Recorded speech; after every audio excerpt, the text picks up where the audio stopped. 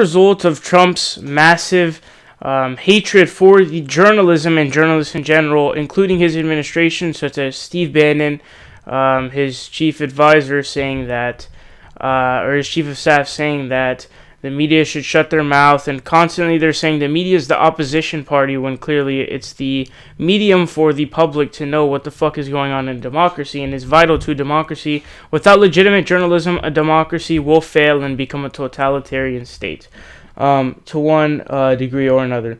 But anyways, so Jon Stewart is defending the people who are refusing to go to Trump's dinner, his correspondence dinner. So here's what The Hill says. They say, Jon Stewart is defending those attending the White House Correspondents Association dinner. I think it'll be entertaining, the former Daily Show host told TMZ Monday. When asked about journalists and news organizations boycotting the April 29th event because of Trump's toxic relationship with the media.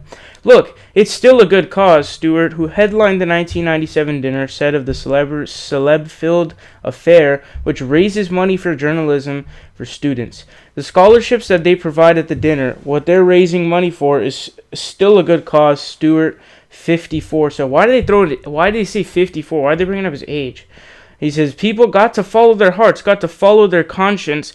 Stewart, who also indicated it's unlikely he'll attend this year, added, listen, whether or not people go to the correspondence dinner is clearly not the most pressing issues facing us these days, Stewart said with a grin. Vanity Fair and The New Yorker opted to nix their annual dinner-related events, blah, blah, blah, blah, blah. Here, late-night host Samantha Bee, a Daily Show veteran, also announced last month that she plans to host a counter-event to the dinner called the Not the White House Correspondents' Dinner. Alright, so what is my opinion on this? Again, Jon Stewart, let's make it clear, he says he's unlikely to go, which means there's still a possibility he's going to go, but it's unlikely. However, he's defending the people going. Now, what is my take on this? I respect the people boycotting because I think protesting peacefully, obviously, and boycotts are the best possible way to garner support and attention for your cause, which I agree with. However, will I ridicule and defame people for going? Especially he brought up the scholarships. I'm not going to defame people for going.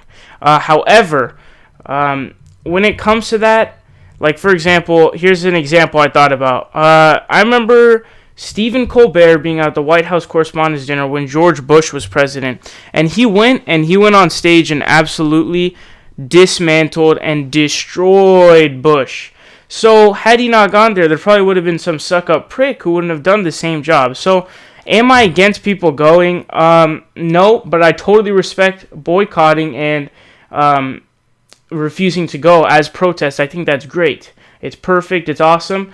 However, if someone like that Stephen Colbert role who just roasted the shit out of George Bush for all of his shitty things that he did at that correspondence dinner, and we're going to prevent that because of what we're doing, unfortunately, I'm not for that, because without it, I'm sure there are people who Stephen Colbert had their eyes open because of what Stephen Colbert did in that White House Correspondents' Dinner.